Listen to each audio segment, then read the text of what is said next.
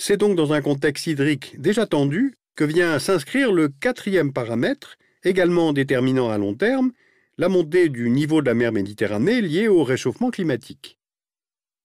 Alors voyons les effets que l'on peut anticiper sur le delta du Nil.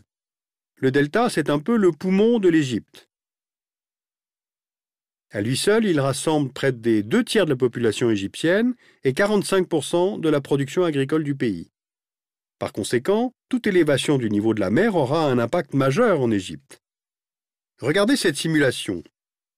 Si la mer monte de 1 mètre dans les 30 ou 40 ans qui viennent, 15% des terres du delta seront inondées, de nombreuses cultures seraient perdues et 6 millions de personnes seront déplacées.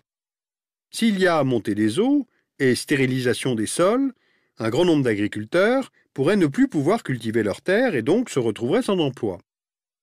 Des infrastructures indispensables à l'activité économique du pays seraient détruites à Alexandrie, Rosette, Port Saïd.